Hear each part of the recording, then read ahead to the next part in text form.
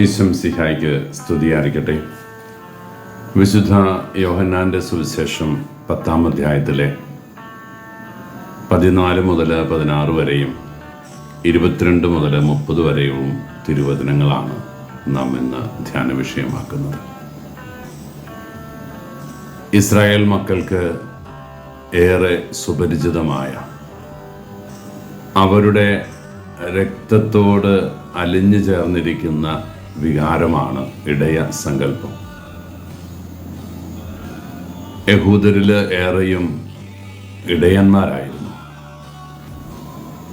വലിയ യജമാനന്മാർ ഉണ്ടായിരുന്നു ആ കൂടെ. അവരോട് 10-100 വീതം ആടിനെ മേയ്ക്കാനായിട്ട് കൂട്ടിക്കൊണ്ടു പോകുന്ന ഇടയന്മാർ. ആ ഇടയന്മാർ കുഞ്ഞാടുകളെ മേയിച്ച് മലഞ്ചെരുവിലൂടെ യാത്ര ചെയ്യുന്നു. ഇടയ സങ്കല്പവുമായി ബന്ധപ്പെട്ട് ഇസ്രായേൽ മക്കളോട് എന്തു പറഞ്ഞാലും അവ പെട്ടെന്ന് അവർക്ക് ഉൾക്കൊള്ളാൻ സാധിക്കും.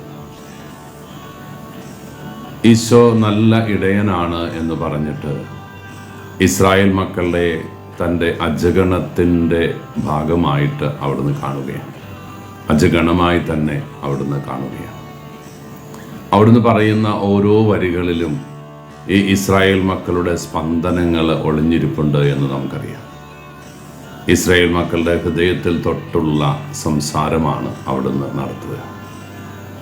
ഞാൻ നല്ല ഇടയനാണ്, നല്ല ഇടയൻ ആടുകൾക്ക് വേണ്ടി സ്വജീവൻ അർപ്പിക്കുന്നു.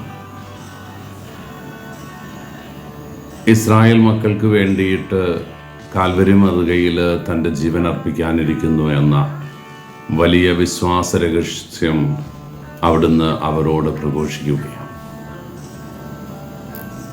ഫരിസേയരും നിയമജ്ഞരുമൊക്കെ ഈശോയുടെ ജനസമ്മതിയിലും അവിടുത്തെ പ്രബോധനത്തിലുമൊക്കെ അസ്വസ്ഥരാകുന്നുണ്ട്. ഒപ്പം ചിലരെങ്കിലുമൊക്കെ സന്നിഗ്ധാവസ്ഥയിലാകുന്നുണ്ട്. ഇവനായിരിക്കുമോ യഥാർത്ഥ ക്രിസ്തു എന്ന സംശയം ചിലരിലെങ്കിലും രൂഢമൂലമാകുന്നു. അവരെ ഈശോയോട് ചോദിക്കുന്നുണ്ട്, നീ ക്രിസ്തുവാണ് എങ്കിൽ ഞങ്ങളോട് തുറന്നു പറ.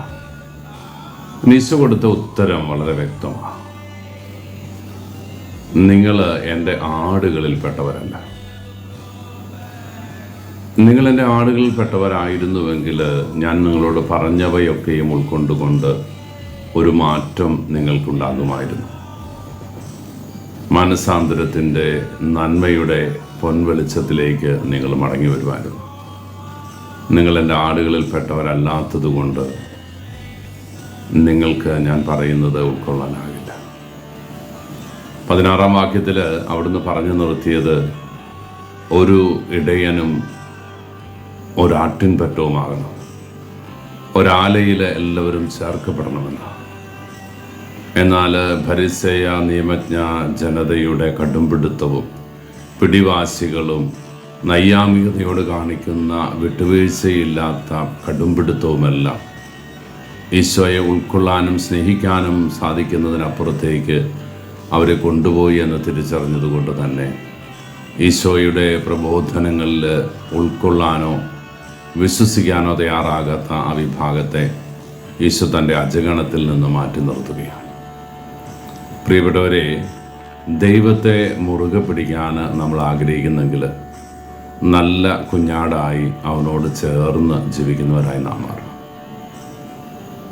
നമ്മൾ മനസ്സിൽ കരുതിയിരിക്കുന്ന ചില കാര്യങ്ങളൊക്കെയാണ് ശരിയെന്ന് കരുതി യഥാർത്ഥ ഇടയനെ നിഷേധിക്കാനും അതുക്കും മേലെ ചിന്തിക്കാനുമൊക്കെ തുടങ്ങുമ്പോൾ നമ്മുടെ വിശ്വാസ ജീവിതം ക്രിസ്തു മാർഗത്തിൽ നിന്ന് അകന്നു പോകും. ക്രിസ്തുവിനോട് ചേർന്ന് ഇരിക്കുമ്പോഴാണ് ഞാൻ നല്ല കുഞ്ഞാടായി മാറുക, അവൻ്റെ അജഗണത്തിൻ്റെ ഭാഗമായി മാറുക. എൻ്റെ പേര് ചൊല്ലി വിളിക്കുന്ന, എനിക്ക് മുമ്പേ നടക്കുന്ന അവൻ്റെ പിന്നാലെ പോകാൻ, യേശുവിൻ്റെ പിന്നാലെ പോകാനുള്ള തീരുമാനം. ആ തീരുമാനം മാത്രമേ എന്നെ ക്രിസ്ത്യാനി ആക്കുകയുള്ളൂ. ഞാൻ യഹൂദനായിരിക്കട്ടെ, എൻ്റെ വിശ്വാസത്തെ ജീവിതത്തിൽ വലിയ പാരമ്പര്യത്തിൻ്റെ അവകാശവാദങ്ങൾ ഉണ്ടാകട്ടെ, പക്ഷെ അതിനെല്ലാം അപ്പുറത്ത് നല്ല ഇടയനെ അനുധാവനം ചെയ്യാൻ ഞാനും നിങ്ങളും തയ്യാറാകുമ്പോൾ മാത്രമാണ് നമ്മൾ ക്രിസ്തു ജീവിക്കുക, ക്രിസ്തുവിൽ നമ്മൾ ജീവിക്കുക. അവൻ്റെ അജഗണമായി തീരാനുള്ള ആഗ്രഹം ഈശോയുടെ സന്നിധിയിൽ നമുക്ക് സമർപ്പിക്കാം. ഒപ്പം ഈശോ നിങ്ങളെൻ്റെ ആടുകളിൽ പെട്ടവരല്ല എന്ന് പറഞ്ഞ് മാറ്റി നിർത്തുന്ന വിഭാഗത്തിൽ ഞാനും നിങ്ങളും ഉണ്ടാകാതിരിക്കട്ടെ എന്ന് ഹൃദയപരമാർത്ഥത്തെ ആഗ്രഹിക്കാം. അഹങ്കാരത്തിൻ്റെയും താൻ പോരുമയുടെയും മേഖലയിൽ നിന്ന് വിടുതൽ നേടി അവൻ്റെ ശിഷ്യത്വത്തിൻ്റെ സുഖം അനുഭവിക്കാൻ നമുക്ക് ആഗ്രഹിക്കാം. ഈശോ അനുഗ്രഹിക്കട്ടെ. കർത്താവ് ശംസിഹായുടെ കൃപയും പിതാവായ ദൈവത്തിൻ്റെ സ്നേഹവും പരിശുദ്ധാരൂപിയുടെ സഹവാസവും നാം എല്ലാവരും കൂടി ഉണ്ടായിരിക്കട്ടെ, ഇപ്പോഴും എപ്പോഴും എന്നേക്കും. ആമേൻ.